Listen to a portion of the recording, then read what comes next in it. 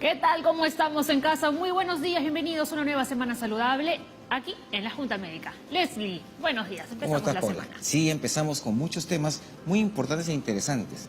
Vamos a hablar hoy día de dos cánceres importantes que están desafortunadamente presentes en nuestro país, que son el cáncer de estómago y el cáncer de colon. Vamos a ver ahora si hay algún factor predisponente, el tratamiento, todo aquí en Junta Médica. También vamos a ver una nota importante sobre el veganismo. ¿No? ¿En qué consiste? ¿Es lo mismo ser vegano que vegetariano? Se lo contamos aquí, arrancamos el programa.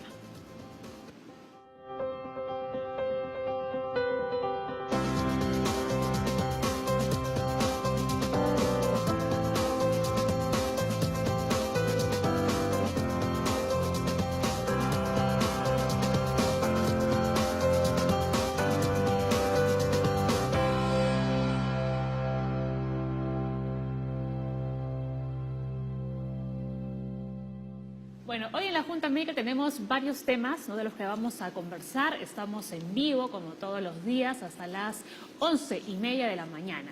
Como ya lo decía Leslie, nuestro tema del día, bueno, nuestros temas del día. Son muchos temas hoy día. Pero en concreto, la Junta se va a centrar en el cáncer de colon y el cáncer de estómago. No confundamos estos cánceres, ¿no? Son Así diferentes. es. Son totalmente diferentes, tienen diferentes factores de riesgo y vamos a ver ahora cómo poder identificarlos tempranamente para una atención rápida y que podamos pues salvar esta situación. Y por supuesto nuestros médicos de la Junta Médica ya están aquí en el set del programa, ya los ven. Enseguida se los vamos a presentar, dos expertos en la materia para conversar bien sobre ambos temas. También vamos a hablar, ¿no?, sobre el veganismo, en qué se diferencia, por ejemplo, de ser vegetariano, ¿no? Algunos dicen que ya ser vegano es algo ya más extremo, ¿verdad? Sí, totalmente extremo porque siempre la persona requiere de proteína animal. Personas que son veganas o vegetarianas hay que suplementar vitamina B12. Entonces acá vamos a poder ver las diferencias y cómo poder suplementar todo lo que se requiere en el organismo. Claro, ¿no? Ahora en su ruta de la salud ha investigado bien sobre este tema y nos va a contar los detalles, ¿no?, en una nota. También vamos a hablar de los octógonos. Hoy día comienzan los octógonos para que la gente vea qué alimentos tienen más sal o más grasas o más azúcar. Más azúcar. Claro, la idea es que estos alimentos se pueden comer, pero en ciertas porciones. No puedo agarrar una botella de bebida gaseosa de 2 litros y tomármela toda completa. Gente hace eso. Y por eso que estamos bajando a menos edad los infartos cardíacos, por ejemplo. Entonces, vamos a poder determinar, cuando compre un producto, cuánto de este producto puedo comer diariamente sin que me haga daño. Así que a partir de hoy no rige este reglamento, este etiquetado, ¿no?, en el que van a poder ustedes ver en varios productos, ¿no?, en forma de octógono, ¿no?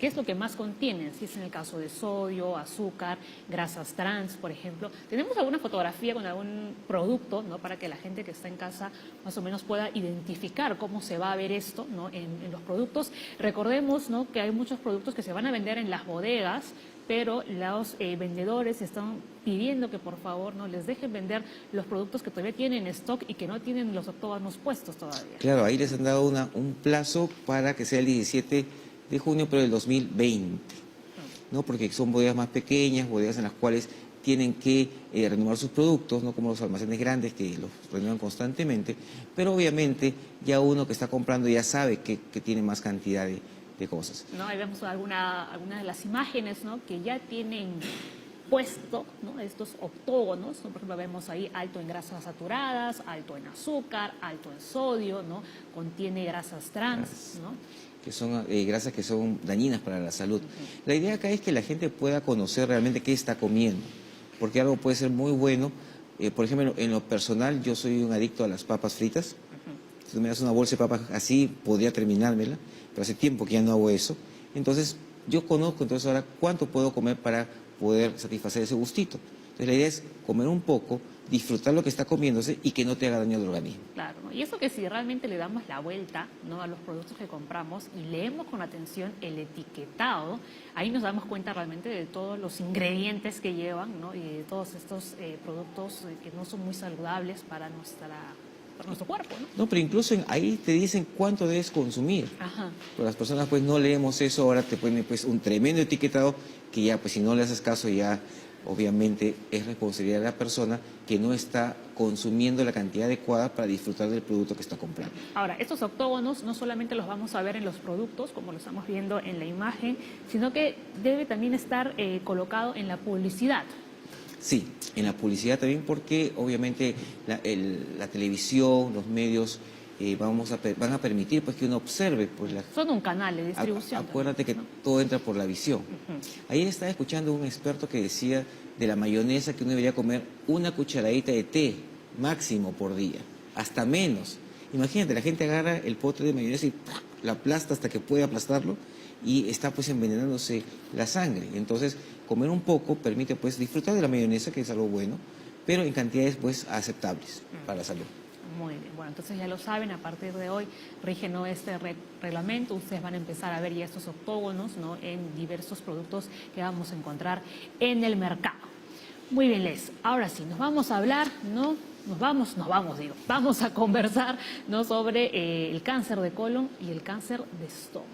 Sí, permíteme un segundo antes de continuar, porque es importantísimo nuestro programa de hoy. Vamos a hablar un poco de lo que hay con el Guillain-Barré hasta hoy día. Por supuesto. Claro. Entonces, ¿me pueden poner una imagen, por favor? ¿Está ahí la imagen? Lo que se está ya viendo de las muestras de heces, de orina, de sangre, líquido cefalorraquídeo, de todos ellos, ahí vemos en la imagen, en la parte de arriba, estamos viendo pues que las personas que han estado investigando tienen aproximadamente un 56% de ellas infección gastrointestinal, un 55% de infección de vías respiratorias, y esto implica entonces que muchos de ellos han tenido pues el contacto de un virus respiratorio y algunos un contacto de algo bacteriano o viral que está causando diarreas. Por lo tanto, lo que concluimos acá, que es lo que estamos esperando y lo que estamos propagando a cada rato, es que hay que lavarse las manos. Si alguien tiene un compromiso respiratorio, no acercarse, ponerse cubrebocas. Si vamos al baño y estamos con infección, una diarrea, por ejemplo, lavarse las manos después de salir del baño. Y obviamente si voy a cocinar, lavarme las manos antes de cocinar, lavar bien los alimentos, para evitar enfermarme de algo que me pueda causar diarrea o de algo que me pueda causar una infección respiratoria como una gripe. Muchas personas van a reaccionar mal y esas personas que son un grupo pequeño podrían hacer esta debilidad flácida del tipo de Guillain-Barré que estamos viendo. Entonces ya estamos cada vez más cerca del agente causante, pero sin embargo las medidas son las mismas. Si ahorita encuentro que el virus A respiratorio es el causante, tengo que ponerme mascarilla, tengo que estornudar en la manga del brazo y por lo tanto ya está la medida de precaución. Si tengo diarrea, lavarme las manos. Entonces, todo esto que ya conocemos de base, pues obviamente está saliendo a la luz y esto pues permite que hagamos las medidas de protección normales para cualquier enfermedad. No estamos haciendo ninguna recomendación extra. Si es algo respiratorio, ya sabemos cómo estamos previniendo, y si es algo gastrointestinal también. Entonces, estamos avanzando, se están presentando menos casos, pero igual hay que evitar enfermarse. Y que quede claro, ¿no?, que estos datos que acaba de presentar el doctor Leslie Soto son del Ministerio de Salud. Son datos oficiales. Son oficiales. Ya como un resumen de lo que está pasando y hasta el 13 de junio que están encontrando, ¿no? Entonces, lo que yo sí quisiera hacer hincapié es que no estamos dando un mensaje de que hay que hacer alguna medida especial. Son las medidas normales que uno usa diariamente para no enfermarse. Entonces no está haciéndose nada extraordinario, un lavado de manos, una prevención para infección respiratoria y evitamos enfermarnos de algo que en algunas personas va a causar Guillain-Barré, no en todas, una de cada 100.000 o menos van a poder enfermarse de este tipo de enfermedad. Bueno, realmente son las medidas de higiene que deberíamos tener sociales, a diario, todos los días, todas las personas, ¿no? A ver si ahora que ustedes, los médicos, están reforzando constantemente el lavado de manos, cuidado donde ustedes van a comer, cocinen bien sus alimentos, se nos quede ya grabado en la mente y lo hagamos de una forma perenne, no solamente cuando hay alguna alerta o casos como estos. Claro, y lo último es que el Guillain-Barré no es contagioso. Ya lo hemos repetido 100.000 veces, pero mucha gente aparentemente escucha por ahí alguna cosa. No, sí es contagioso. No es contagioso. Lo que es contagioso es una infección respiratoria o una infección que cause diarreas, y eso sí puede ser contagioso y algunos podrían hacer por eso Guillain-Barré. No todos. Obviamente, si no me enfermo de algo, no pasa nada. Así que si ustedes continúan teniendo dudas sobre el Guillain-Barré, aquí se van a seguir respondiendo. No nos todas las cansamos. preguntas. Y ya está en YouTube nuestro programa de Guillain-Barré, donde hemos contestado muchísimas Así preguntas. Así que pueden buscarnos en YouTube, programa de Junta Médica, y ahí vamos a ver que ustedes van a conocer todo y saldrán hechos unos expertos al final del programa. Así es, muy bien, ¿no? Que estuvo la doctora Pilar Macetti ese día con nosotros. Así es. Muy bien, nos vamos ahora sí ya a la mesa de la Junta Médica porque están nuestros invitados ya esperando. Desde muy tempranito están aquí, antes que nosotros han llegado. Sí, está más temprano, así que vamos a ver esto. Yo voy avanzando. Anda avanzando mientras que yo también ya tomo posición. Si me pueden subir un puntito más que no le escucho a mi productora, por favor. A ver, vamos a conocer a nuestros médicos que han llegado ya a la Junta Médica. Está la doctora Margarita Jung, gastroenteróloga del Hospital 2 de Mayo, y también el doctor Humberto Liu, oncólogo gastroenterólogo del Instituto Nacional de Enfermedades Neoplásicas. Oye, ¿qué tal esos apellidos? Ah? Sí, bueno. Voy a sumar el mío, que también es Achín. Estamos por ahí, estamos por ahí. También, y de la productora Lee. También, ¿no? Ajá. Doctores, muy buenos días. Hablemos del cáncer de colon y el cáncer de estómago. Empezamos por el estómago, comenzaremos. El estómago. A ver. Vamos por partes, los que estamos arriba y luego vamos bajando. Empecemos por los síntomas. Entonces, Antes de los síntomas, ponemos en contexto. Correcto. ¿Les parece? A ver, Vamos a vamos ver. con el dato número 1. Ahí está. El cáncer de estómago y el cáncer de colon se relacionan con varios factores de riesgo, como la alimentación, edad y predisposición genética. En ambos casos es difícil diagnosticar la enfermedad en su etapa inicial, pues pocas veces presenta, ahí sí doctor, síntomas o signos aparentes, ¿no? Como suele pasar con varias enfermedades, ¿no? Que los síntomas no aparecen hasta que esto ya está avanzado. Cuando hablamos de cáncer de estómago sucede algo parecido. exacto. Tratamos actualmente de cambiar el paradigma. El paradigma implicaba antes, yo me siento muy enfermo y me voy al médico. Y eso pasa lo que el concepto de cáncer, el miedo de tener una enfermedad incurable, porque llegabas en muy malas condiciones. El paradigma actual es, ya no voy al médico cuando estoy enfermo, yo voy al médico para seguir sintiéndome bien.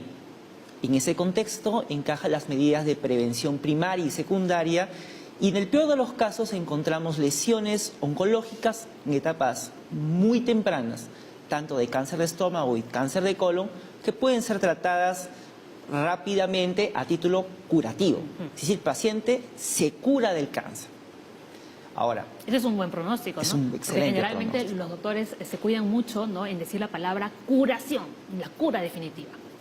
Ahora, lastimosamente, lo que tenemos que también recordar es que hay gente ahorita en sus casas que pueden tener molestias y en realidad pueden ser los primeros síntomas de alarma de una enfermedad mucho más avanzada. Y estos síntomas, por ejemplo, en estómago, generalmente están relacionados a llenura precoz. Es decir, antes podía comer un plato y ahora con 3, 4, 5 cucharadas me lleno muy rápido. La anemia, pacientes que se ponen pálidos, que se cansan rápido, también es un síntoma importante. La falta de apetito también es un síntoma importante. Además, dolores en el epigastrio, o sea, en la boca del estómago, que no ceden a los tratamientos convencionales de gastritis, también es un síntoma de alarma. Y existen otros síntomas, signos clínicos ya de enfermedad muy severa, que lastimosamente aún seguimos viendo, como son la ascitis, una baja de peso muy, muy marcada, 10 kilos en 2 meses, sin ningún tipo de dieta, y eventualmente vómitos muy persistentes. Recuerden que esos síntomas que acaba de mencionar el doctor es cuando la enfermedad ya está avanzada. Muy avanzado. Claro. Ajá. Justamente en los casos en donde la enfermedad es temprana, tanto de cáncer gástrico como de cáncer de colon, suele ser asintomática. De ahí lo importante de lo que dice el doctor Luis de la prevención, ¿no?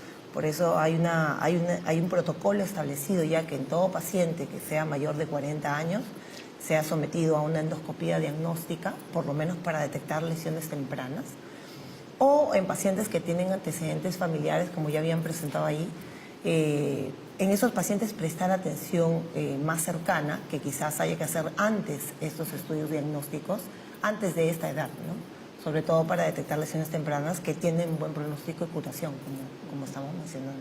Claro. Sí, muchas personas con cáncer gástrico usualmente, como menciona el doctor, comen y se llenan, porque el tumor es un bulto. Entonces el estómago se queda más chiquitito, entonces comen menos. Pero también la gente no se da cuenta que está bajando de peso, que está comiendo menos y se pone pálido. Entonces esas personas llegan tarde realmente al hospital. Claro, Cuando llegan al hospital llegan con síndrome pilórico, pues está obstruyendo la salida de la comida al intestino, entonces la gente come, como no puede pasar la comida, sale hacia afuera. Entonces la idea es acá la prevención. Prevenir es lo primero que hay que hacer. Una consulta. ¿Existen algunos marcadores tumorales, ¿no es cierto?, para la parte gastrointestinal, todo lo que conocemos, el CA, CA19, todas estas cosas? Mucha gente va a la consulta a decir, ¿me puedo hacer estos marcadores para ver si me va a dar cáncer? ¿Sirve eso? En cáncer, los marcadores tumorales, ninguno hacen diagnóstico. Así es. Ninguno. Ninguno. Ahora, en estómago se han intentado buscar marcadores, pero aún ninguno de ellos sirve. Tal vez el que más utilidad podría tener es relacionado a la próstata, pero en estómago y en colon no hay. Perfecto. Esa es la idea, porque mucha gente va a la consulta y dice, doctor, hágame todos estos marcadores para ver si tengo cáncer. Realmente no funciona, no sirve eso. Claro, más que nada los marcadores tumorales sirven cuando la enfermedad ya está establecida para hacer un seguimiento, Claro. ¿no? Y un control de la enfermedad eventualmente si el paciente recibe quimioterapia, cirugía, las opciones que tiene en el momento de que se le diagnostica y de acuerdo al estadio en que se encuentra. Claro, cuando ya ¿no? está el cáncer presente. Así es. Claro que sí. Bueno, en realidad lo chistoso es que el paciente manda al doctor, ¿no? No dice su doctor, hágame los marcadores, o sea, le está obligando casi. Sí, y tú le explicas todo y mucha gente no entiende. Porque como tengo mi seguro privado, mi seguro me va a cubrir, pero el seguro tampoco le cubre, porque no tiene síntomas ni nada que nos diga que hay que hacerlo. Claro. Entonces cuando van y después dice, doctor, me están cobrando. Le digo, es que no le van a cobrar, le digo. Ah, entonces mejor no. Entonces como tiene que gastar su bolsillo, ahí sí se da cuenta, Se tiene contiene, razón. Ahí tiene ahí sí razón. se contiene. Claro, en estas enfermedades los protocolos de seguimiento, de diagnóstico, están muy establecidos, Claro. ¿no? Hay, claro, circunstancias o eventos, pacientes muy particulares en los que se sale uno del protocolo, pero normalmente se sigue un algoritmo de seguimiento para poder diagnosticar y tratar la enfermedad. Claro, pues hay seguimiento. Muy bien, oigan, recuerden que estamos en vivo, así que también estamos esperando, por supuesto, todas sus consultas a través de las cuentas de la Junta, del Twitter y del Facebook, o si no, también esperamos sus llamadas al 619-0747. La pared del estómago tiene 5 capas de tejido. La mayoría de los cánceres de estómago comienzan en la capa más interna, llamada mucosa. Así. Correcto. También hay que recordar que hay diversos tipos de cáncer de estómago y de colon, y estamos hablando de hecho de los más frecuentes.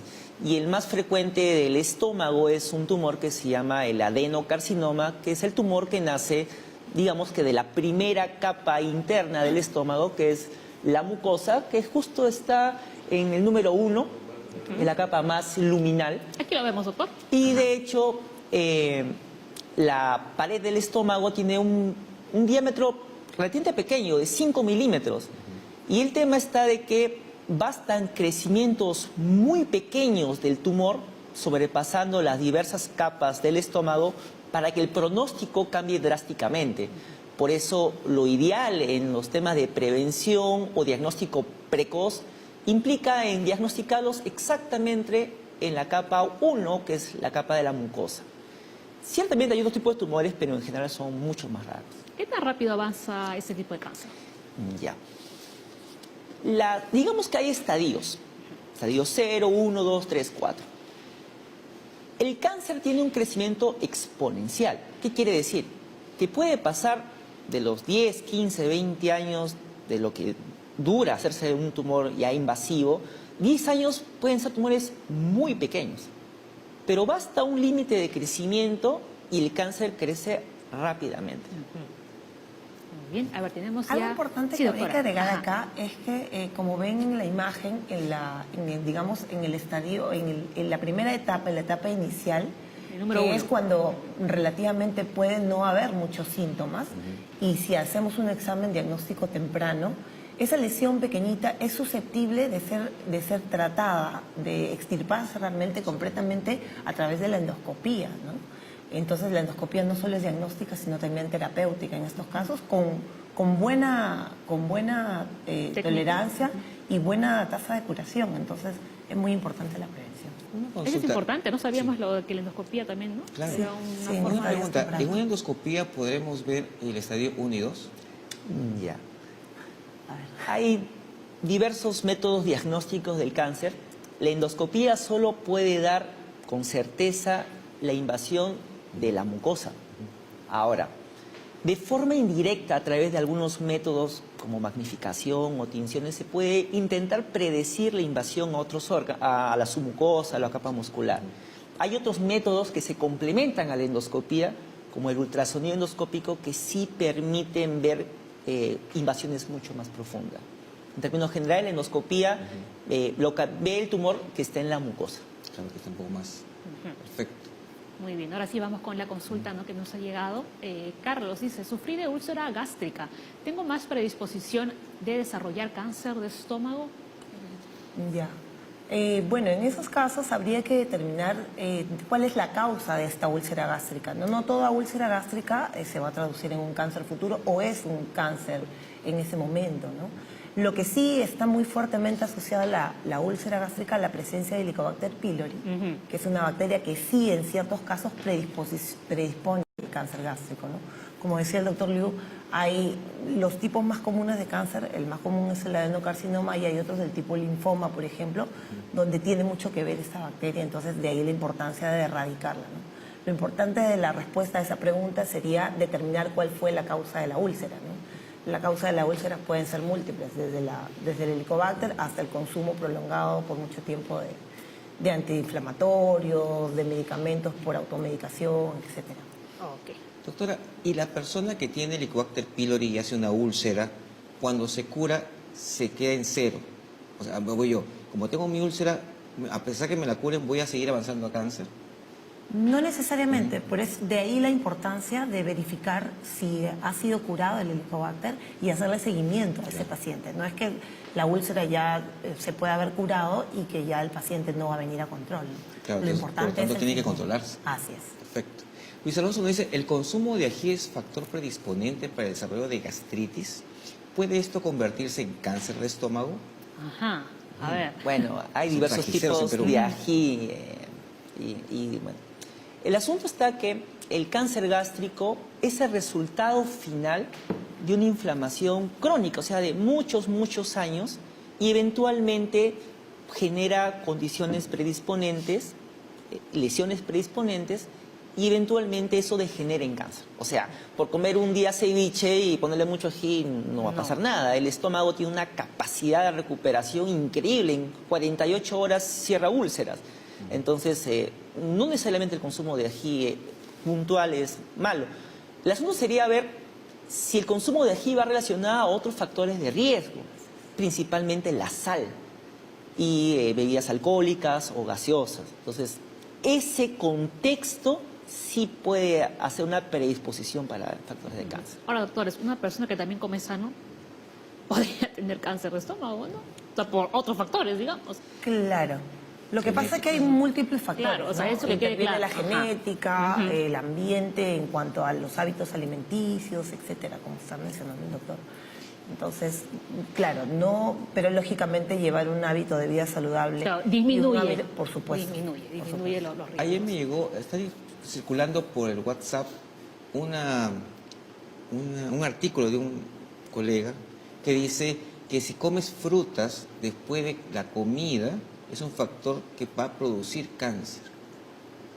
Recomienda que la fruta debe ser comida, debe ser ingerida Antes de- tipo fierro con el estómago vacío. ¿Tiene alguna relación esto? Luego les enseño en el corte este artículo que me llegó y dije, ¿qué? Artículo. Sí, Bueno, no, raro. hay temas relacionados a cuál es el mejor momento ideal en la absorción de vitaminas. Ujú. Por ejemplo, el fierro con los jugos de naranja, que es lo más típico que se da. Pero en cáncer gástrico lo fundamental es dividir en los factores que dan cáncer y los factores que protegen cáncer. Y en cáncer gástrico, al momento, los estudios científicos han demostrado que solamente hay 2 o 3 factores que protegen el cáncer. Consumo de cereales y frutas. Entonces, más que el momento de la fruta, es la adecuada ingesta de frutas como medida protectora. Claro. Y en general lo que vemos en los pacientes es que el consumo de frutas diarios es muy bajo, a pesar de ser un país privilegiado en este aspecto. Entonces no tiene nada que ver la hora que comes Nada. la fruta.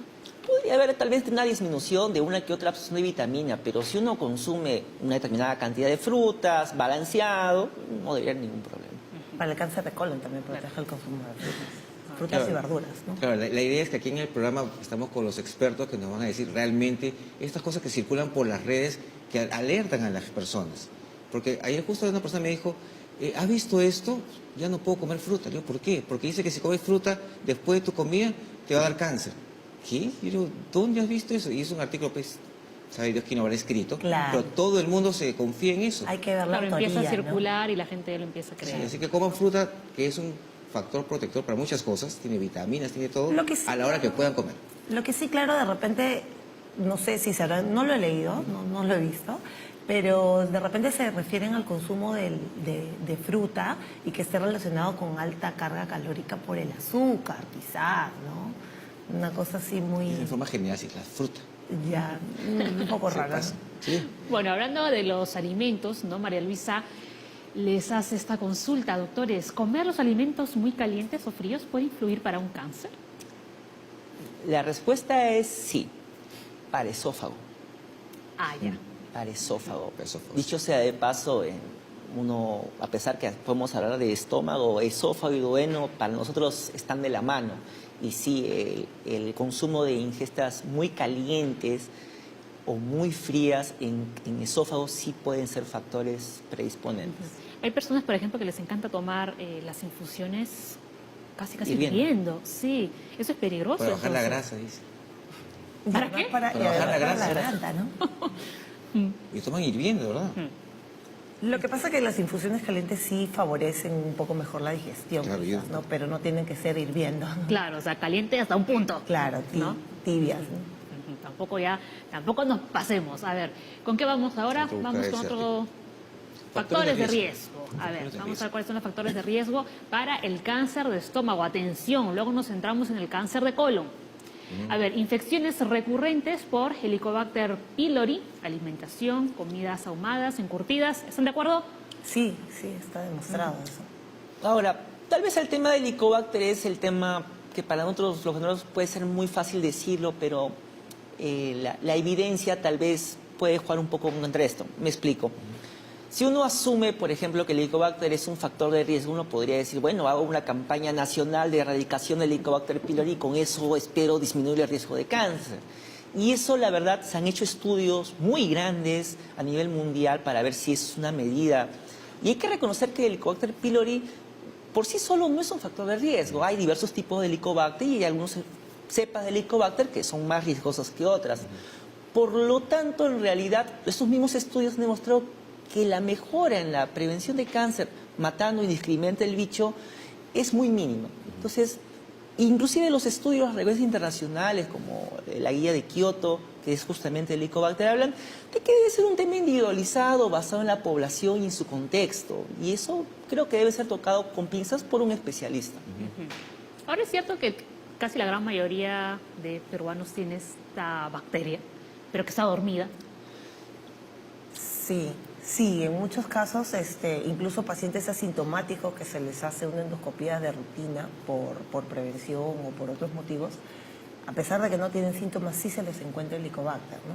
Pero como bien dijo el doctor, felizmente en el Perú todavía tenemos una cepa que aún no es tan resistente al tratamiento de primera línea, ¿no? Y relativamente nos va bien con el tratamiento de primera capa, digamos, ¿no? Entonces eso es favorable para la prevención. Muy bien. Ahora, Digamos, un sí, doctor. punto importante Ajá. es justo puesto infecciones recurrentes. Sí. Y ahí el término recurrente es un punto especial. Porque en el Perú el problema no es si yo tengo y lo puedo tratar. Ese no es el problema. Como dice la doctora Jun, el tratamiento es efectivo, muy bueno, un poco incómodo, pero se puede matar el bicho. El problema radica en el que en el Perú, justamente por el tema de las medidas sanitarias que están trayendo problemas, existe la recurrencia de la bacteria. Entonces, y se ha visto en estudios peruanos que a los 2 años, 70% de los pacientes que sufren para tratar esto recurren. Entonces, la medida fundamental es básicamente higiene. Y es lo que siempre decimos. Y usualmente el Helicobacter pylori lo vamos a adquirir por la comida, pues, Así es. por la comida que está contaminada. Entonces hay que comer en lugares que dé buena higiene, que es para cualquier enfermedad, no solamente para para todas. La gente piensa que a veces una recomendación para una cosa específica es algo que normalmente tenemos que hacer para evitar Claro, enfermedades. a diario, ¿no? A diario. Bueno, continuamos con los factores de riesgo. El tabaquismo también está incluido. Algunos factores de riesgo: atención, ser mayor de 50 años, tener sangre tipo A y, bueno, ¿no? Antecedentes familiares. Si tenemos un papá o un hermano que ha tenido cáncer gástrico, también aquí ahora debo comenzar con mis endoscopías. Ya. Como dijo Paola, de los cánceres gástricos, y en general la mayoría de cánceres, generalmente el 90% son cánceres esporádicos, simplemente medio mala suerte. Pero existe un 10% que se puede atribuir a problemas genéticos, o sea, herencia. Y generalmente en estómago y en colon, uno más o menos sospecha que es herencia cuando el cáncer es menos de los 50 años. Entonces, si yo tengo un familiar que ha tenido cáncer de estómago antes de los 50 años o cáncer de colon antes de los 50 años, ese sí es un factor de riesgo importante.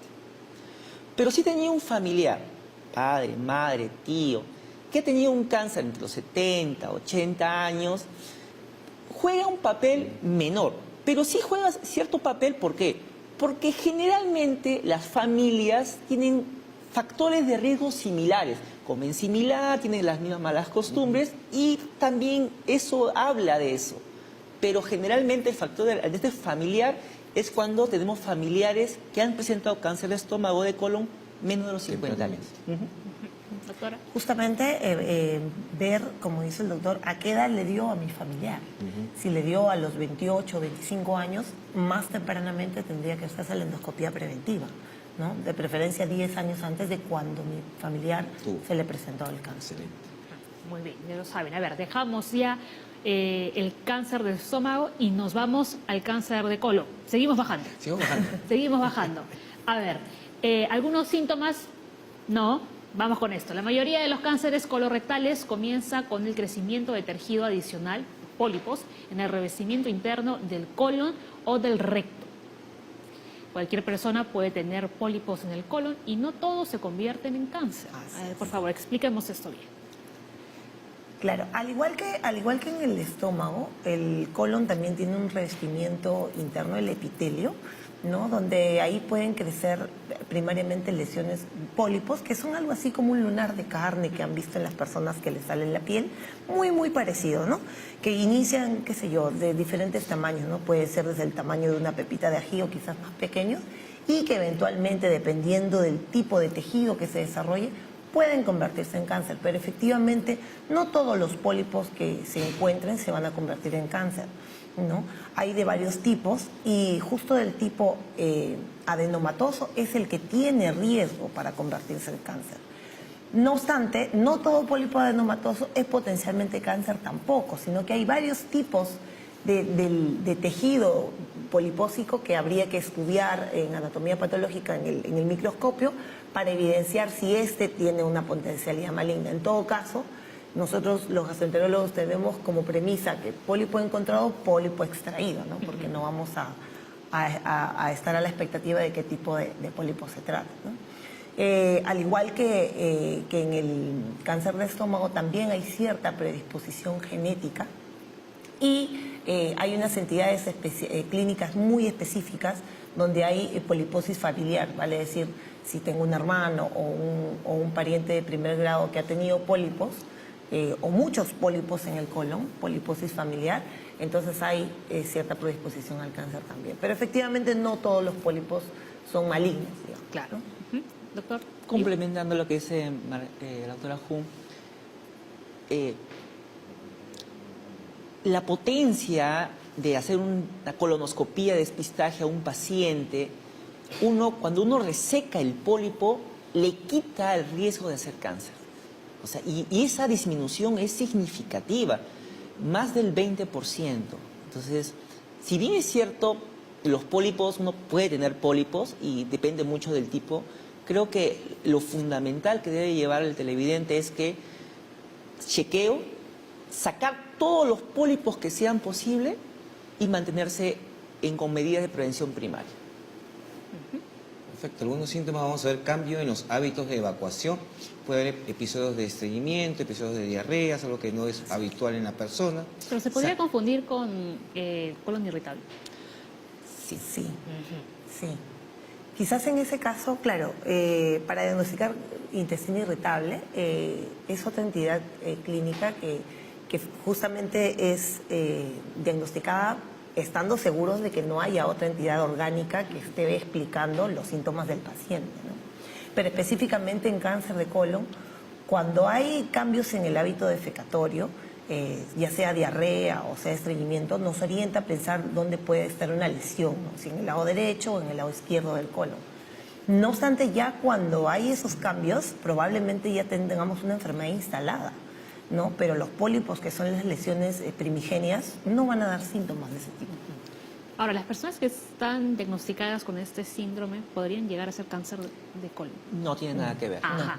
Es otra causa, ¿no? Muy bien. Seguimos. Tenemos también sangrado rectal, sangre en las heces. Usualmente cuando hay sangre en las heces hay un tumorcito que está goteando sangrecita por ahí. Sí, y eso, por ejemplo, es diferente estómago en colon, pero en colon, por ejemplo, generalmente todo lo mencionado anteriormente está relacionado básicamente a que un paciente con una alimentación normal empieza a tener anemia del tipo carencial.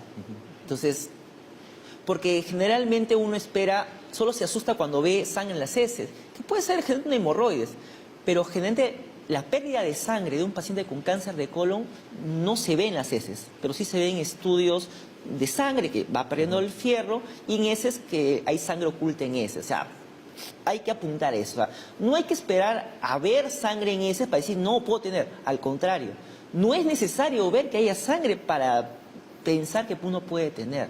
Basta la anemia o la palidez, que es un síntoma más importante. Ahora, doctores, no confundamos con el sangrado de las úlceras, ¿no? Que las deposiciones se ponen como negras. Sí. Claro, Ajá.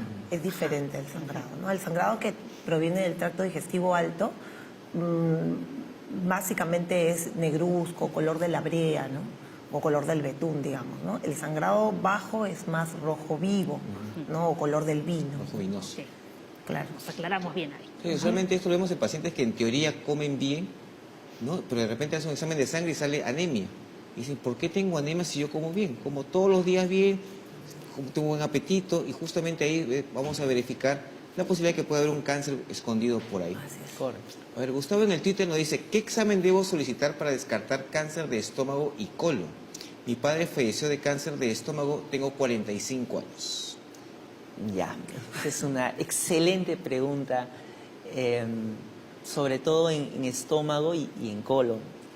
Hay dos puntos separados. En estómago, al momento, no existe un examen de sangre, como ya conversamos, que pueda dar diagnóstico de cáncer. Existen exámenes de sangre que pueden más o menos darnos una idea de qué tanta inflamación crónica tiene este estómago. Por ejemplo, el pepsinógeno, que es un examen de sangre que ayuda más o menos a decirnos qué tan atrófico o viejo está ese estómago. Y de alguna forma estos pacientes tienen más riesgo. Pero hoy por hoy la endoscopía alta es el gold estándar. O sea, la mejor prueba para hacer el diagnóstico temprano y tardío del cáncer. ¿De acuerdo, doctora? Sí, y en cuanto al cáncer de colon, no necesariamente una colonoscopía quizás, sino también, como dijo el doctor Liu, un examen de TB, ¿no? Para detectar sangre oculta en heces que nos pueda estar alertando de alguna lesión primaria, ¿no? Y si es que saliera positivo, hacer la colonoscopía correspondiente.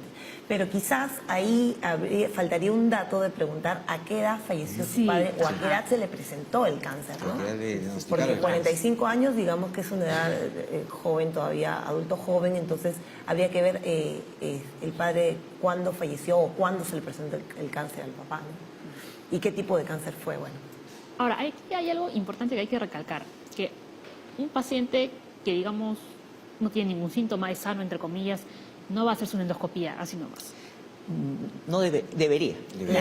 Debería. Ajá, ¿no? Sí. Porque decimos, no, la endoscopía, cuando Deberíamos. ya tenemos algo en el estómago que no sabemos qué es lo que es, no sangre y recién acudimos, ¿no? Pero en realidad sí deberíamos ir una vez al año, doctor. Bueno, el protocolo de cáncer gástrico hoy por hoy es paciente de 45 a 65 años, sin factores de riesgo de alarma, o sea, anemia, baja de peso, ascitis, Antecedentes. vómitos. Debe hacerse, independientemente de la síntoma, una endoscopía alta. Respecto al cáncer de colon, eso sí está justamente en elaboración. Justo estoy ayudando a la guía de cáncer de colon del ministerio. Y el problema es que hacer una colonoscopía, o sea, la logística para hacer una colonoscopía a mucha gente es muy difícil porque carecemos de infraestructura a nivel nacional. Posiblemente lo que va a quedar, y en otros países es igual, es a un paciente entre 50 y 70 años hacerse exámenes de ese en búsqueda de sangre oculta. 1 o 2, y estos pueden ser anuales. Y ese paciente se busca. Paciente positivo sí sería un buen candidato para hacerse una colonoscopia. Y el TBN no es tan costoso, ¿no? No Como está hacer costoso. una colonoscopia y una endoscopia. En países asiáticos, como por ejemplo Japón, Corea, se hace de rutina el examen de endoscopía y ellos ya tienen otras técnicas incluso que con radiografía logran diagnosticar úlceras, una cosa mucho más de Avanzado. prevención, ¿no? De prevención que todavía nosotros no hemos logrado. Nos falta muchísimo. No, pero ahí estamos, ahí estamos. Sí, algo que recalcar que lo comentan los colegas es que en las heces usualmente no hay sangre. Entonces la idea es, al paciente le decimos que no coma carnes rojas, nos mandan la muestra de heces y si encontramos sangre puede ser que algo esté sangrando en el intestino y por lo tanto requiera una intervención por el profesional especializado. Entonces ya la idea es ahora prevenir, estamos sacando los consejos, así que por favor vayan a hacerse sus estudios. Muy bien, a ver, vamos a la pausa con esta pregunta. Iván tiene 49 años, llamó desde Independencia. Me detectaron Helicobacter pylori, llevé tratamiento pero no mejoré. ¿Con ese diagnóstico podría desarrollar cáncer? Después de la pausa se responde, ya regresamos.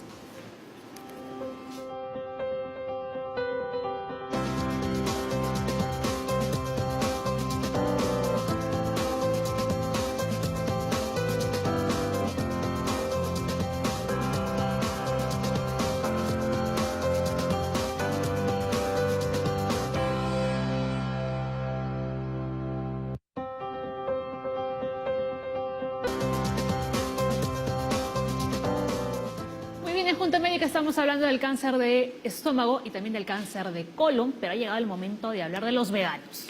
Las personas que solamente comen frutas, nada que sea de origen animal. No solo Nada. frutas, también comen vegetales. Todos los vegetales. La cosa es que no comen nada animal por N razones. ¿Eh? O sea, Ni siquiera... comen ni se ponen nada, ¿no? Que Sí, de nada. repente ha significado el daño a algún animal. Sobre todo que no han participado en la muerte de ese animal. O sea, no pueden comer un pedazo de carne porque dicen, no, yo no voy a contribuir a que maten ese animal.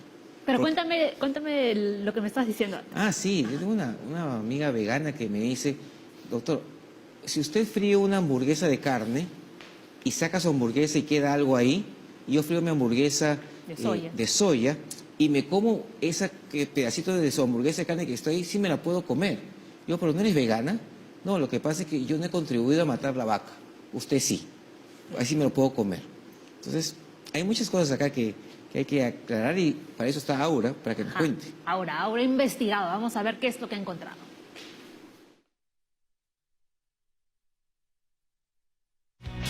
¿Vegano o no vegano? He ahí la controversia alrededor de este estilo de vida. Y es que existen muchas dudas cuando de la práctica del veganismo se habla. ¿Cómo hacen para comer realmente bien? ¿Son más propensos a las enfermedades? ¿Un niño puede ser vegano? ¿Cómo hacen para cumplir con todos los nutrientes que su alimentación necesita?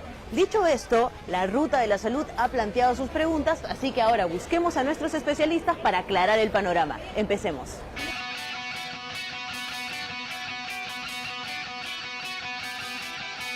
Para conocer al veganismo hay que conocerlo en la práctica. Por eso hemos venido a encontrarnos con Gerardo, que es vegano hace ya 11 años. Hay que ver qué es lo que tiene para contarnos.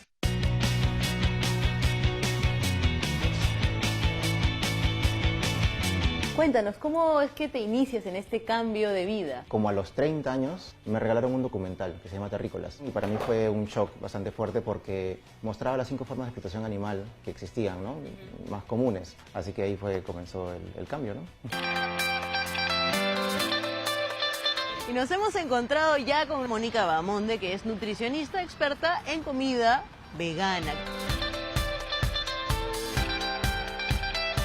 Los veganos no consumen nada que tenga origen animal, o sea, carnes ni sus derivados. O sea, tampoco consumen huevos, no consumen lácteos, no consumen miel. Los vegetarianos sí consumen huevos y lácteos. Entre los vegetarianos hay los ovo-lacto, los que comen huevo y leche, hay los ovo, que comen solo huevo, y hay los lacto, los que comen solo leche. La estructura de una alimentación vegana o vegetariana es igual a la de una persona omnívora. Simplemente que lo que haces es reemplazar la proteína de origen animal por la proteína de origen vegetal, que si tú lo manejas bien y te asesoras correctamente, puedes cubrir perfectamente tu requerimiento, además, y ser más saludable hasta que una persona omnívora. ¿Recibiste asesoría de algún nutricionista especializado? Yo hice una transición que me duró unos 8 meses. No me asesoré en esa época con un nutricionista porque yo ya tenía una dieta sana, balanceada. Resultó que me hicieron un examen médico y mis niveles estaban muy desordenados. Así que con eso me dio más pie a seguir cambiando mi dieta y al día de hoy mis exámenes médicos son bastante favorables, ¿no? Terminas siendo bastante responsable con lo que comes.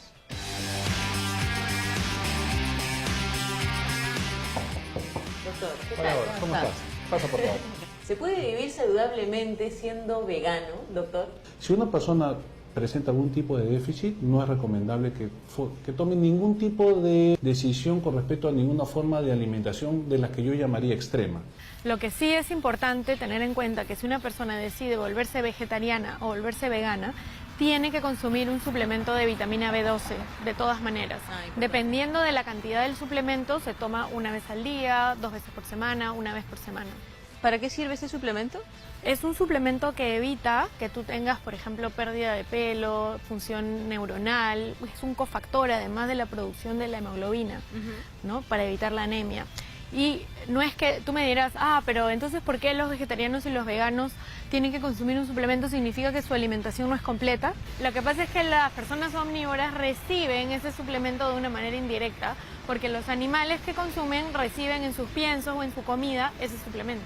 ¿Existe una edad precisa, y esto involucra el tema de si un niño puede llegar a ser vegano y cumplir con toda su alimentación reglamentaria? Una persona solamente debería de ser vegana en la medida que primero ya está sana, segundo, ya terminó su proceso de crecimiento. A partir de los 18, 20 años uno podría pensar en volverse vegano teniendo las características de seguridad para evitar tener algún tipo de déficit nutricional. Antes no lo recomiendo. La alimentación vegana solamente es adecuada en la medida que yo suplemento, o sea, agrego a la alimentación vitamina B12, vitamina B2, calcio y hierro.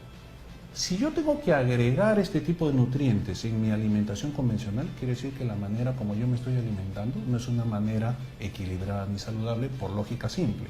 Si yo tuviera una alimentación variada, donde yo puedo comer de todo y yo no tengo que agregar ningún tipo de suplementación, quiere decir que mi alimentación es balanceada. Algo que yo, por ejemplo, he visto cuando me he hecho vegano, ya con 11 años casi, es que el tema físico ha mejorado aún más. Yo, por ejemplo, no era una persona que solía correr. Ahora estoy corriendo y ya llego a los 10 kilómetros y sé que puedo correr mucho más porque llego a los 10 kilómetros sin ningún problema fuerte, ¿no? No me lesiono. ¿Y tú asocias este estado físico en el que te encuentras con haber cambiado tu estilo de vida? Sí. Veo documentales nuevos que están saliendo un montón ahora mismo sobre evidencia de deportistas, inclusive de alto rendimiento, gente que está en un nivel de deporte muy alto, comen una dieta 100% vegetariana, una dieta 100% basada en plantas y están perfectamente sanos y su rendimiento inclusive ha subido.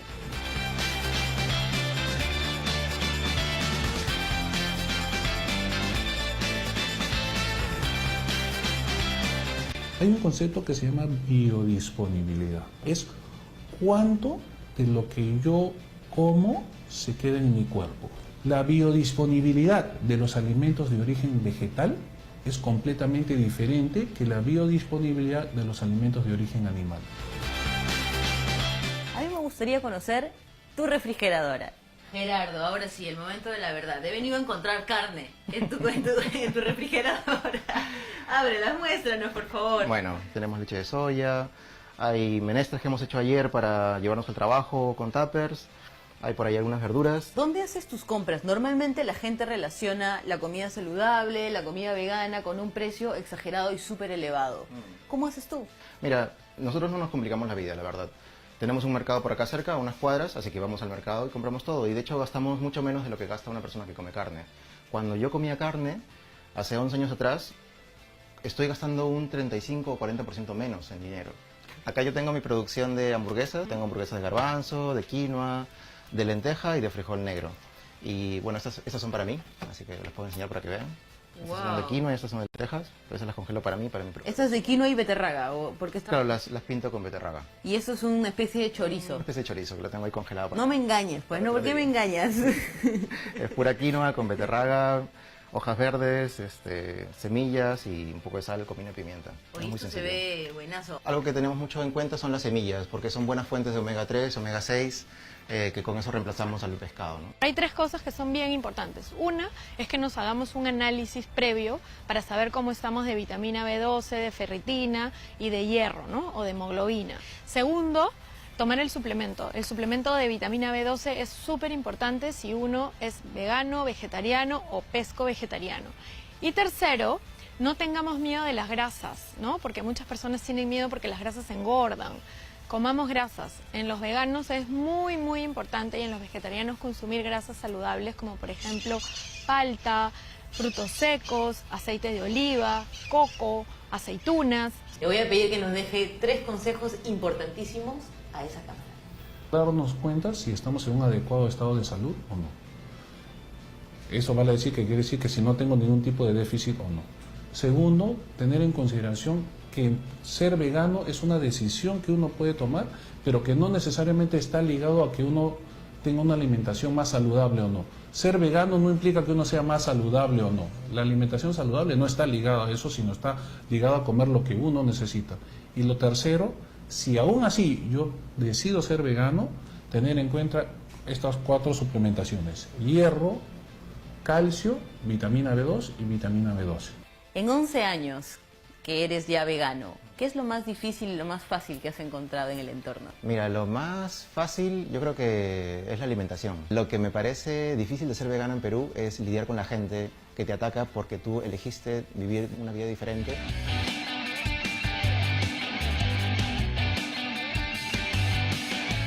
Y con esta galleta vegana cerramos nuestra ruta de la salud, porque después de haber conocido las ventajas y desventajas del mundo del veganismo, podemos decir que nada en extremo es saludable. Y si vamos a tomar alguna decisión sobre nuestra alimentación, es necesario estar informados y ser responsables. Chao. Gracias, Aura. Bueno, realmente ser vegano o ser vegetariano es una elección, Claro que es sí. una decisión que cada uno toma y nadie debe ahí de meterse, opinar o criticar. Así es. Lo que sí hay que estar claros es que cuando decidamos hacer algo, hay que hacerlo bien. Hay que hacer con un asesoramiento de alguien experto. Porque la parte de no comer carnes, por ejemplo, no nos da vitamina B12. La vitamina B12 es fundamental para formar los glóbulos rojos, los glóbulos blancos, las plaquetas. Con la vitamina B12 vamos a evitar tener calambrecitos, sensaciones raras en el cuerpo, vamos a evitar que nos dé diarreas constantemente, porque esto también causa diarreas, y muchas cosas más. Entonces, nos falta fierro, nos falta B12, nos falta calcio, nos falta B2, y esto hay que suplementarlo. Por eso, si alguien quiere ser vegano, perfecto, pero por favor, con alguien especializado para que ayuden en su dieta para tener todo completo. Eso es lo importante. Vamos a ver qué opinan, ¿no? Nuestros médicos ahí en la mesa. Leslie, nuevamente nos mudamos. Nos mudamos nuevamente, nos desalojan de acá. Sí, yo justamente quería conversar con los doctores porque ahora que hemos estado hablando del veganismo, me vino a la mente el caso de este youtuber que te estaba comentando, ¿no? Que tiene más de 2 millones de seguidores, ¿no? Y que en su canal pues colgaba estos videos, ¿no? De ser vegana, de cómo comer saludable y tal. Y hubo todo un escándalo con esa youtuber. ¿Por qué? Porque sacaron una fotografía o un video de ella comiendo pescado. ¿no? Entonces ella dio su explicación, ¿no?, a los millones de seguidores que tiene, ¿no?, por qué estaba comiendo carne, y luego pues en sus videos decía otra cosa.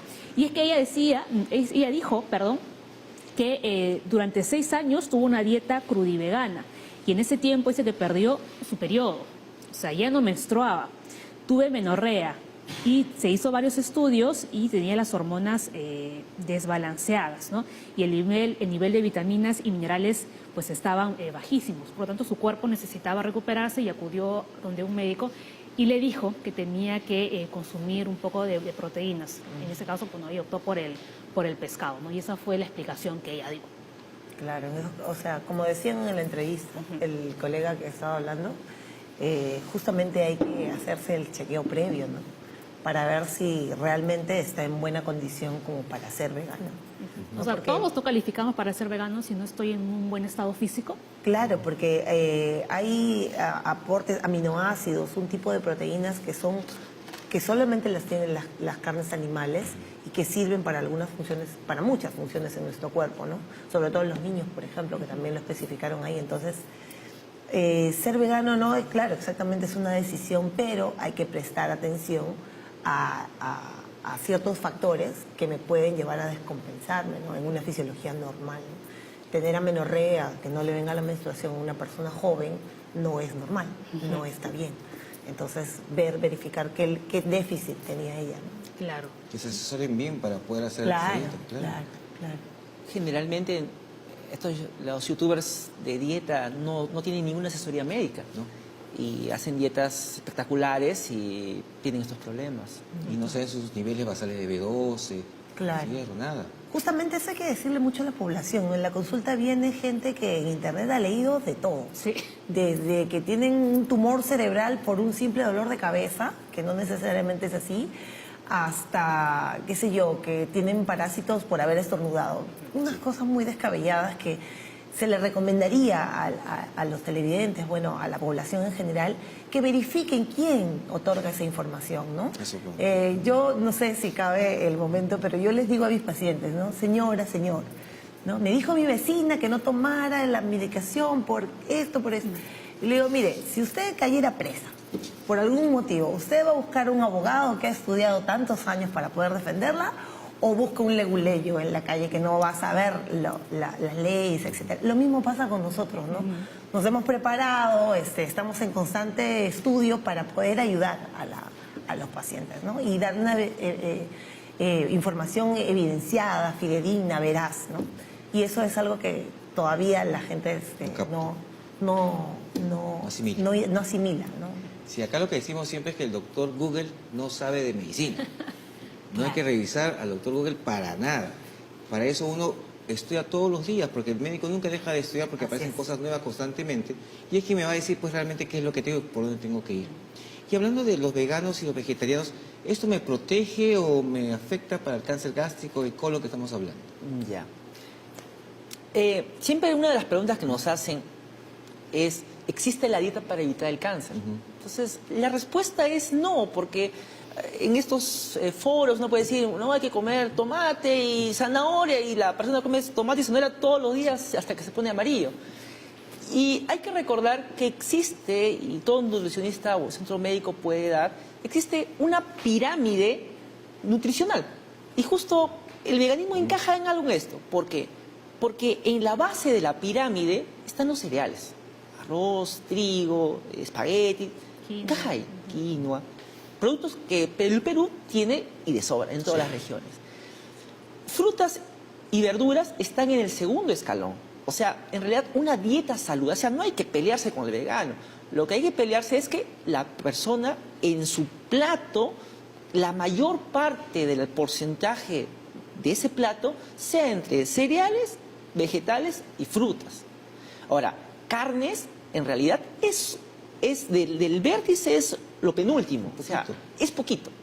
Entonces, ese poquito es lo recomendado para no tener estos problemas de vitaminosis. Entonces, cuando nosotros vamos a la población, le decimos, existe una dieta que tiene que seguir este patrón de la pirámide y tiene que ser adaptada a cada población. porque una cosa es la población de la selva, Claro. otra cosa es la población de la sierra y otra cosa es la población de la costa.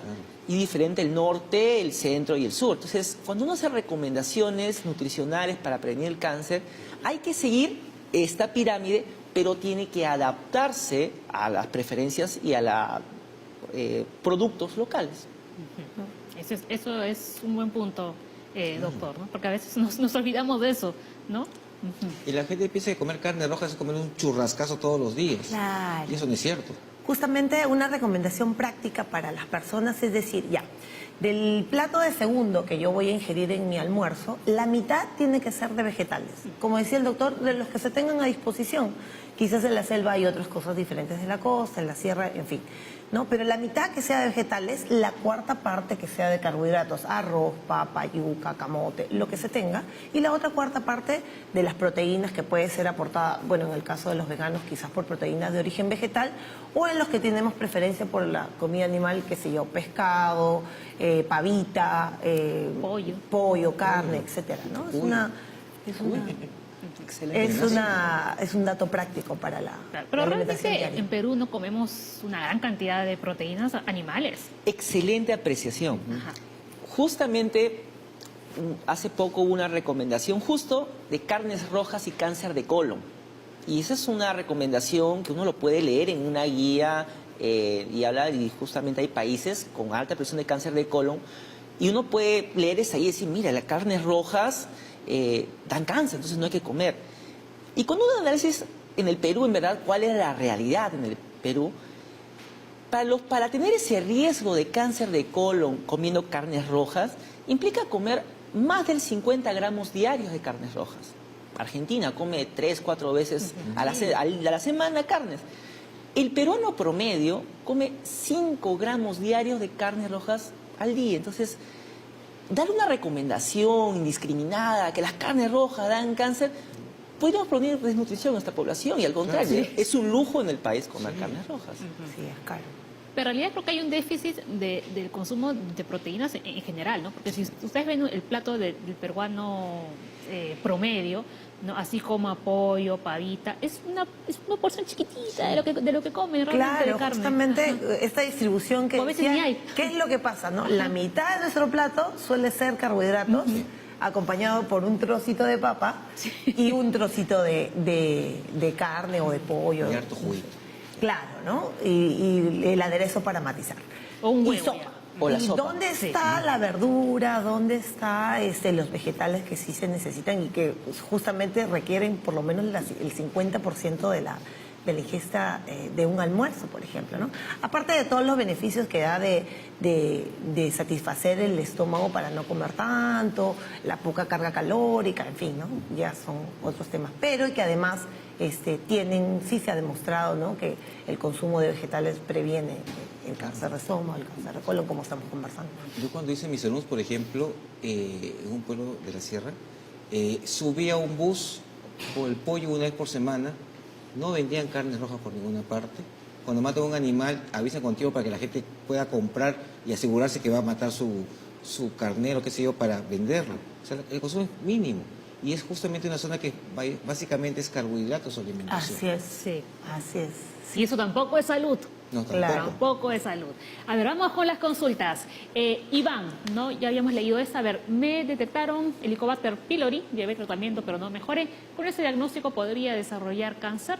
¿No mejoró con tratamiento? Eso es curioso, ¿no? Raro. Si asume que no ha muerto, que sigue saliendo positivo. Ajá.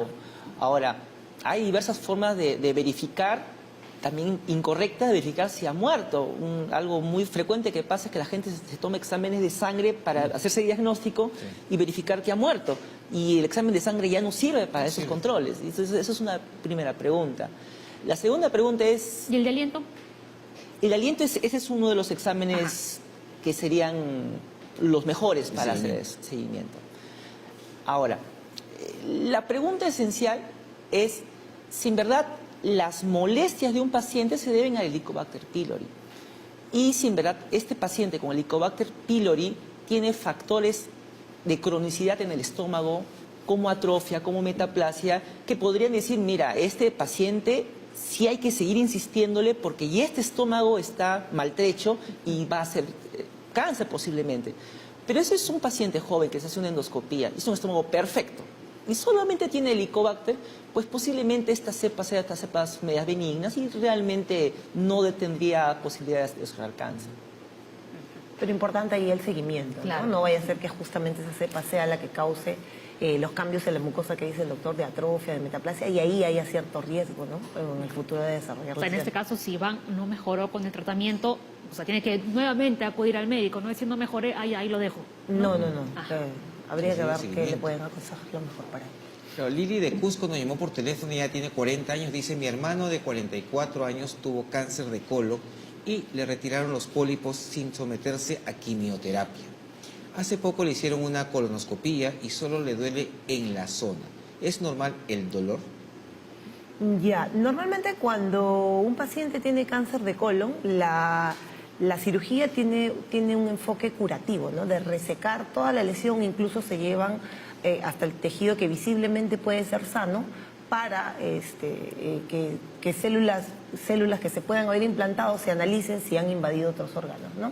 Ahora, los pólipos que pueda haber tenido consecuentemente después de que me imagino en evaluaciones posteriores le han extirpado, no necesariamente requieren quimioterapia, porque la extirpación del colon en la misma colonoscopia es suficiente para la curación, ¿no? Ahora, puede haber dolor en la zona de acuerdo al tipo de operación que le hayan hecho, al tiempo de la operación que le hayan hecho, y recordemos que muchas veces cuando se opera el colon pueden causarse adherencias y eso causar cierto malestar, cierto dolor, que habría que manejarlo solamente en la consulta, ¿no? No requiere necesariamente otra cirugía. O sea, digamos, si es parte... Habría que ver todo el contexto, Ajá. ¿no? Pero si un paciente lo han operado de cáncer de colon, probablemente haya tenido un enfoque curativo y no tendría por qué tener dolor, ¿no? El dolor debe deberse a otra cosa, ¿no? Ok. Que puede estar relacionado o no con la operación, sí, ¿no? Y que los pólipos tengan que requerir quimioterapia, en realidad no. Ok. Vamos con la siguiente consulta. Esta nos llegó a través del Facebook. Judith Love. ¿Es normal que el estreñimiento dure una semana? ¿Es factor de riesgo para el cáncer de colon? Y la siguiente de Twitter, Norma, dice, ¿una persona con problemas de estreñimiento durante varios años puede ser propensa al cáncer de colon? La respuesta es no. Lo que sí podría tal vez estar relacionado con una persona estreñida es indirectamente podría relacionarse a que no come frutas y verduras. Tal vez por ese punto. Pero la respuesta es no porque he visto que hay tratamientos de limpiezas de colon y son unas cosas que espectaculares. Ponen una foto de un tumor, le hacen la limpieza y ponen el colon normal y eso es mentira, la verdad. Es una... Engaña, muchacho. Un floro, ya dígalo, doctor. Sí. Y que te llaman y te preguntan, doctor, ¿es cierto que puedo lavar el colon? ¿Me puedo limpiar el colon como si se queda algo atracado y nunca sale? Y con eso ya te limpian todo el colon. Eso es mentira. Lo que sí habría que prestarle atención de repente en un paciente en el extremo de la vida, por ejemplo, un anciano que nunca ha sido estreñido y de repente es estreñido, puede ser un signo de alarma de tener un cáncer rectal, una cosa así, ¿no? Pero un paciente que es estreñido crónicamente y que es por falta de ingesta de líquidos, de fibras, etcétera, probablemente sea por una costumbre dietaria. Ajá. Vamos a ver con estas dos. Giovanna llamó desde Trujillo, 27 años. Sufro de hemorroides. ¿Esto se puede convertir en cáncer? ¿Qué puedo tomar? Y la siguiente de Britney dice, ¿las hemorroides pueden estar relacionadas con el cáncer de colon? No, directamente las hemorroides no. Pero como decíamos, si hay un estreñimiento que es repentino, por ejemplo, y que el paciente puja crónicamente y tiene hemorroides, habría que hacer un estudio para ver si esas hemorroides se deben a algo más que solamente la falta de líquido, por ejemplo, ¿no? Pero que las hemorroides se conviertan en cáncer, definitivamente no. No. Deberían seguir un tratamiento para las hemorroides, obviamente. No, que sepa toda la gente que para prevenir las hemorroides hay que tomar bastante agua. Claro. Bastante líquido y consumir tanta papaya que tenemos en el Perú que es barata. Yo he viajado a otros países. La pitahaya. Claro, Es una la fruta pitahaya. excelente, Los mismos claro. pacientes dicen, ¿no? He tomado pitahaya y con eso ya se me solucionó. Perfecto, que sigan con eso. Hablando de beber agua, los médicos nos dijeron una vez que una persona que sufre de estreñimiento no significa que por beber muchísima agua va a tener sus posiciones normales. No. O sea, no va a aguar las deposiciones. Por ejemplo, cuando los pacientes nos acercan a la consulta, doctor, soy estreñido. Yo en verdad, yo dudo mucho de esa definición, porque estreñimiento se refiere a una persona que no evacúa en los días regulares, pero a pesar de una buena ingesta alimenticia. O sea, quiere decir que esta persona consume 3, 4, 5 frutas diarias y a pesar de eso no hace deposiciones. Líquido. En la práctica, la fruta contiene líquidos y generalmente solo el agua pues va a la diuresis, no tiene nada que ver con las heces. Pero sí la fibra de la fruta junto con una adecuada nutrición es importante para no ser estreñido. Y eso es lo que pasa. La mayoría de estreñidos no son estreñidos, solamente es que tienen una mala alimentación. Así es. Nosotros tenemos 3 factores para ser estreñidos: que no tome mucho líquido, que no coma fibras y frutas y que no haga ejercicio. Son 3 cosas que deben estar de la mano para que la persona evacúe normalmente. Vamos con la siguiente, a Redina Espinosa. A mi nieta de 10 años le hicieron endoscopía y colonoscopía y le diagnosticaron gastroenteritis eosinofílica. ¿Puede ser precáncer? Ya. Bueno, qué raro que le hayan hecho a una niña tan pequeña estos exámenes, ¿no? Sí. Pero en el caso de las gastritis de tipo autoinmune o de tipo con reacción, para empezar es muy raro, con reacción inmunológica, no hay una relación directa con un precáncer específicamente, ¿no? Sino que hay una relación autoinmune, ¿no? Las defensas del cuerpo que nos defienden para las bacterias, los virus, etcétera, por alguna razón pueden estar, digamos, atacando las células gástricas y con eso desarrollar algún grado de lesiones en la mucosa, y eso habría que vigilarlo para ver si hay predisposición genética u otros factores. Se puede desarrollar eventualmente un cáncer, pero lo cual es muy, muy raro, ¿no? No sé. También no. Sí, ¿Por qué hay consideran relación directa. que esta niña con 10 años no le deberían haberle hecho esos exámenes? Hay patologías que sí, algunas causas de disfagia en niños, una de las causas es la gastroenteritis eosinofílica, tal vez por eso le han hecho. Pero eso, como dijo la doctora, es algo muy, muy raro. Ok, vamos con la siguiente. Les. A ver, nos llamó Lisette, escribió en el Facebook, Lisette, perdón. ¿Los laxantes producen cáncer de estómago o colon? No, no, en ningún caso. Lo que sí, de repente, el abuso de los laxantes sí puede propender a que un paciente pueda depender de ellos si los usa de forma habitual, ¿no? Como volvemos a repetir, la alimentación y el hábito es lo que principalmente debe prevalecer en este caso, ¿no? Habría que ver por qué la paciente está tomando laxantes, ¿no? Si es una paciente mayor y no logra hacer defecación y es en poco tiempo, habría que su gastroenterólogo le evalúe y ver por qué necesita laxantes para poder defecar. De repente quiere bajar de peso. Claro, si es por una cuestión, También, ¿no? por querer bajar de peso, o estas chicas que a veces no comen y que creen que con la evacuación habitual o muy seguida van a lograr bajar de peso, puede ser por eso, ¿no? Sí. Pero en todo caso el abuso de cualquier fármaco tiene siempre efectos secundarios, efectos colaterales. Entonces, algo que existe mucho es que la gente no está acostumbrada a comer frutas. Y verduras piensan que la ensalada está ahí, jala una lechuga, eso es comer verduras. No, tampoco. Y justamente estas son las personas que tú le preguntas, ¿por qué toma? Ay, doctor, no como fruta. ¿Y cómo verduras? No me gustan. O sea, no le gusta nada. Entonces, le dice, ¿te gustan las verduras? Sí. ¿Cuáles? Lechuga y tomate. Sí. Claro, justamente el color de las verduras tiene diferente aporte nutricional. Entonces, no solamente, quizás a mí me gusta la lechuga, pero no solamente hay que comer lechuga, sino hay que variarlo con zapallo, nabo, tomate, de los colores que tengamos. Cuando vamos al extranjero y vemos que es tan caro un kilo de papaya, Dios mío, y nosotros que la tenemos aquí a 3 soles en el mercado y no la consumimos, es una cuestión de hábito, ¿no? Somos afortunados, realmente. Sí, en realidad ¿no? sí. En España es chistoso porque tú vas al supermercado y está la papaya, bueno, en realidad te ponen papayón, ¿no? Y eso, este tamañito. Sí. Creo que aquí hay paltas más grandes. Sí. ¿No? Y además es de sabrir. Sí, no tiene el mismo sabor que las que tienen aquí. A ver, Anaís dice, ¿es cierto que el microondas causa cáncer al estómago? Y muchos habríamos muerto entonces ya, ¿no? Bueno, la respuesta es que los estudios al momento a nivel internacional no han demostrado una relación. Pero también es cierto de que no debe ser saludable tener un estilo de vida que implique tener comida guardada y ponerla en microondas todos los días. Eso creo que no es lo adecuado, ¿no? Pues lo adecuado es guardar la comida, primero alguien cocine para 3-4 días, calentarla nuevamente en la olla, en el sartén.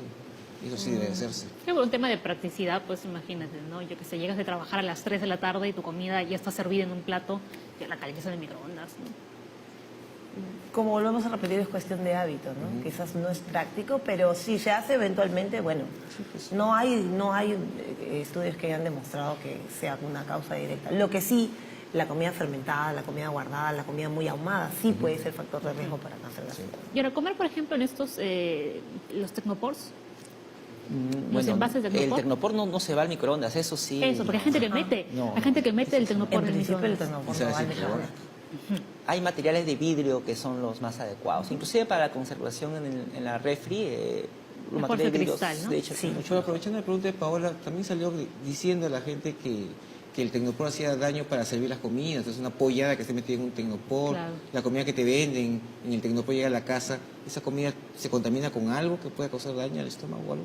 Tal vez dependerá mucho de la calidad del tecnopor que se vende, ¿no? De hecho, hay todo precios y marcas, ¿no? Pero en general no. A ver, En el Facebook Isabel nos comenta, dice, tuve cáncer de colon a los 39 años, también lo tuvo mi hija a los 21. ¿Qué tendrían que hacer a mis otros hijos de 22 y 18 años para prevenir esta enfermedad? Esa es una pregunta bastante profunda. Sí.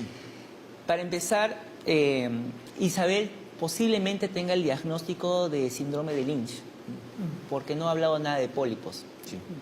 Y eso es una enfermedad genética que da predisposición a hacer cáncer, es un paciente sin pólipos a muy temprana edad, antes de los 50 años. Como mencioné, todo paciente que ha tenido antecedentes de cáncer antes de los 50 años encaja en un grupo hereditario y de hecho toda la familia tiene que hacerse chequeos. Los chequeos generalmente empiezan 10 años antes de la edad de inicio del paciente puntual, ¿no? Por ejemplo, si es de 39, deberían ser los 29. Pero la recomendación sería que esos pacientes no son iguales que los pacientes que tienen cáncer a los 60 años. Son completamente diferentes y deberían ser guiados por una evaluación genética para predecir exactamente el tipo de enfermedad genética y los controles que tengan hijos, porque hay hijos que tal vez no hereden los genes y no requieran los chequeos. Pero en ese caso que su hija tuvo a los 21, estos dos hijos de 22 y 18 ya deberían Ya, examinarse, exactamente, ¿cierto? ya deberían hacer. Deberían estar yendo al genetista y al gastroenterólogo. Así es. Para comenzar. Así es, sí. ok, vamos con la siguiente Colonoscopia. consulta. Jonathan, a ver, llama por teléfono, 28 años, desde Comas. Tomo laxantes naturales todos los días. ¿Puedo estar propenso a tener cáncer de colon? Aquí llamamos laxantes ¿Qué naturales. es un laxante natural? Es Me las imagino ciruelas. que se debe referir al Ciruelax, eso que venden en la farmacia. El magnesol. Este, A test, dice que test. está en base a fibras naturales, ¿no? Imagino, o por lo menos eso es lo que reportan los pacientes. en la Hay consulta. algunos cáscara de la India, me parece. No es de la India. No es de la No es de India. la Son unos laxantes. El té verde, ¿no? Que coma fruta. A ver, en el switcher, que todos lo saben. Pero en realidad está propenso a cáncer por tomar laxantes naturales. ¿no? Nos dicen que sí come Fruta y frutas y verduras. Pero que igual necesita. O sea, aún así come frutas y verduras, ¿debería comer más entonces? Bueno, Ejercicio. el estreñimiento hay diversas causas. El peruano tiene una peculiaridad y eso hay que entenderlo. El peruano tiene de por sí el colon muy largo, o sea, en promedio en el mundo tiene 1,5 metros, el peruano más 2 metros para arriba es lo normal. Alguien de la costa con ese colon puede tener cierta predisposición, además, sobre todo si no tiene los hábitos adecuados de tomarse un tiempo para ir al baño. Entonces, la vida estresada, malos higiene, malos alimentos, todo condiciona al estreñimiento, ¿no? Y tiene megacolon también, ¿no? Entonces le decimos que no está propenso a tener cáncer. Por tomar laxantes no, pero es mejor llevar Mejor una es sin alimentación dieta. saludable, claro. A ver, vamos con más consultas. Juan Carlos también llamó desde Surquillo, 56 años. ¿Por qué un gastroenterólogo debería recetar bromuro de otilonio? Sufro de diarrea y el primer médico me recetó este medicamento y el segundo doctor me recetó Bismucar y Aeroitan. Tengo 2 días con el tratamiento y me está ayudando. Ya. Ese tratamiento es para intestino irritable. Probablemente el colega que ha evaluado a Juan Carlos ha determinado que tiene esta entidad y que es una entidad que realmente tienen que tener clara las personas que no se cura, porque tiene mucho que ver con el estado ansioso, con la personalidad, bueno, con varios factores, y que lo que hay que tratar es el síntoma principal que le molesta al paciente, ¿no? Probablemente Juan Carlos tiene dolor y por eso le han recetado otilonio, y para la diarrea, bueno, lo están manejando con los otros medicamentos que dice ahí. Pero lo principal es decirle a Juan Carlos que tiene que estar en contacto muy cercano con su gastroenterólogo para que le haga el seguimiento y eventualmente le va a suspender estos medicamentos o le va a aumentar la dosis si es que lo requiere, ¿no? Pero que no hay malignidad según la receta que ha indicado, no hay antecedente de algo maligno, ¿no? Hay que recordar que el diagnóstico de intestino irritable, que es lo más frecuente, es un diagnóstico generalmente hecho por un gastroenterólogo. Entonces, lo malo es que un médico general ve a un paciente con molestias y lo catalogue de intestino irritable y le dé tratamiento sin tener mayor evaluación. Entonces, en este caso creo que está bien. Sí, está bien. A ver, Está tranquilo. siguiente pregunta. Teléfono, nos llamó Gaby desde Arequipa, tiene 50 años. A mi mamá de 82 años le hicieron una endoscopía y le salió lesión elevada de colon transverso con adenoide tubular y displasia de bajo grado con clasificación de Viena categoría 3. Totalmente completo acá. ¿Qué significa este diagnóstico? En términos prácticos, la pregunta que yo haría a este paciente es si se la sacaron completa o solo fue una biopsia. Eso es muy importante. Si la lesión es solo una biopsia, es una lesión preoncológica y de todos modos y debería ser extraída. Ahora, el tema es ya un paciente de 82 años, hacerle una polipectomía. En otros países en realidad se hace seguimientos hasta que sobrepasan 10 años más el promedio de vida nacional. Entonces, 80 años, eventualmente habría que considerar riesgo-beneficio. Y si ha sido extirpada completo, es una lesión que está curada. Claro. ¿Y debería ir a sus controles cada cuánto tiempo? Generalmente cuando un paciente de 82 años ya no debería hacerse controles, eso hay que tener claro. Sí, para la población. Si fuera menor, o sea, 60, 70 años, sí, el seguimiento cuando tienen pólipos oscila entre 3 a 4 años dependiendo del número, el tipo y la severidad. Ok, a ver, más consultas. Hemos recibido bastantes preguntas, doctores. Ana María tiene 70 años, llamó desde San Borja. Me han diagnosticado esofagitis y gastritis crónica. Me han mandado tratamiento con pastillas, pero cuando tengo reflujo me duele y genera náuseas. ¿Eso me puede generar cáncer de estómago? Probablemente el tratamiento que le han dado y que le está causando náuseas, quizás es el tratamiento para el Helicobacter pylori, que sí es un tratamiento fuerte, ¿no? Donde generalmente se toman entre 8 a 10 pastillas diarias, pero suele ser pasajero, ¿no? La recomendación sería que si tiene muchas náuseas o si vomita el tratamiento, consulte con el médico que se lo ha recetado, porque puede ser quizás alérgica a alguno de los componentes o tener una esofagitis de un grado importante y tener cierto grado de dificultad para deglutir. Entonces ver hasta qué punto lo va a poder tolerar o no el tratamiento. Pero que eso directamente le cause cáncer de estómago, no. Habría que ver si la endoscopía que le han tomado le han hecho algunos estudios al tejido extraído y hay algunos factores de riesgo en el tejido mismo, ¿no? Pero como decía el doctor Liu, en un paciente de avanzada edad, lo que normalmente se hace es tratar los síntomas, evaluarlo periódicamente y darle algunas recomendaciones. Sí, en el caso de esta paciente, por ejemplo, que tiene que tomar 3 tipos de medicaciones diferentes, le recomendarían la pregunta clásica: ¿antes de los alimentos, después de los alimentos o con los alimentos? Ya.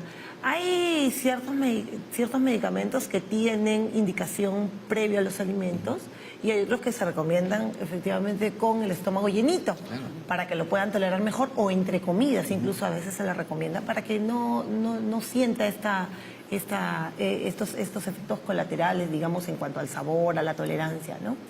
Pero específicamente los IBP, claro, los inhibidores de bomba, el omeprazol, todo eso que... Eso puede ser durante la comida. Normalmente es antes. Debería ser antes, por el omeprazol. Por el omeprazol. Claro. Pero sí es pesado. Sí, porque es pesado. Sí, es un poco fuerte. Lo que pasa es que el medicamento tiene que no solo llegar al estómago, sino absorberse por la sangre, en el intestino, pasar a la sangre para hacer el efecto donde tiene que hacerlo, ¿no? Entonces, por eso se le da ese periodo, digamos, que tenga que ser antes de las comidas. Un tema puntual que he hecho a Margarita y quiero resaltar porque yo creo que debe ser muy raro que a alguien le haga endoscopía y que no salga gastritis crónica. A todos nos sale gastritis crónica. Sí, todos. Pero la gastritis crónica no activa. O no activa. O principios de gastritis. Entonces, yo creo que una endoscopía que nos debe alarmar, primero es una endoscopía que tiene una buena biopsia, 1 o 2 biopsias. No hay endoscopía sin biopsia. Tiene que haber una biopsia. Y de hecho va a ser gastritis crónica porque es lo general. Pero hay que poner mucha alarma a los términos metaplasia, atrofia y displasia. Yo creo que cuando llegan eso deberíamos tener mucha precaución. Y si no los hay, estar tranquilos. Porque inclusive en ella, si no tiene estas componentes, tal vez inclusive podría tener un tratamiento sintomático. Ahora, antes de terminar el programa, ¿las personas con reflujo tienen alguna predisposición a algún tipo de cáncer? ¿Esófago, por ejemplo? Sí, claro que sí. Recordemos que el esófago tiene una función de conducir el alimento que deglutimos, pero la mucosa no está preparada para contener el alimento. Entonces, cuando hay reflujo, el contenido gástrico va hacia el esófago y esta mucosa se altera y eventualmente con el paso del tiempo puede alterarse de tal forma que pueden ocurrir cambios celulares que pueden llevar al cáncer, pero cáncer de esófago. Claro, y esas personas que deberían hacer, acudir periódicamente, o sea, anualmente al doctor, si saben que tienen este reflujo. Claro, principalmente yo creo que tratarlo, ¿no? Verificar de qué grado es el reflujo, tratarlo.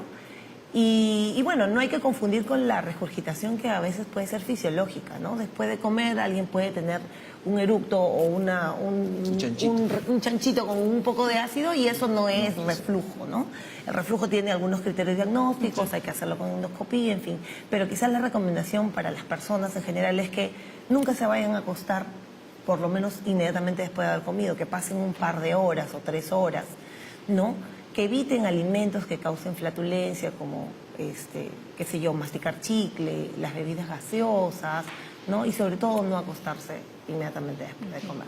Si aún así, con estas medidas de prevención no hay mejoría, entonces el gastroenterólogo tiene que echar mano de todos los elementos diagnósticos para ver que no vaya a ser un factor de riesgo para cáncer de esófago. Lo cual también es raro, ¿no? Claro. Pero sí hay que prevenir. Ahora, ¿es cierto que hay que elevar la cama un poquito? Hay diversos tipos de reflujo. Hay reflujos muy severos en que sí, elevar la cama. Sí. Malo que una fastidia a la medida, pareja ¿no? también. Sí. Los que tienen Aclarándola, doctora, por si acaso. Muy bien, 11:30 de la mañana, se nos acabó el lunes aquí ya en la Junta Médica. Doctores, muchísimas gracias por haber estado en el programa. Rápido y 1:30, ¿eh? Sí. Cada vez vamos a ir alargando más. Hemos podido aclarar mucho de las personas porque realmente cuando pasa algo a nivel gástrico, de colon, el especialista es el gastroenterólogo que va a ver qué tiene y comienza a derivarlo a los especialistas como los oncólogos para hacer un tratamiento precoz y eso permite ayudar a la persona que no avance sus problemas. Gracias por su sintonía y por todas sus preguntas que nos llegan día a día. Hasta mañana. Feliz lunes. Hasta mañana. Chao.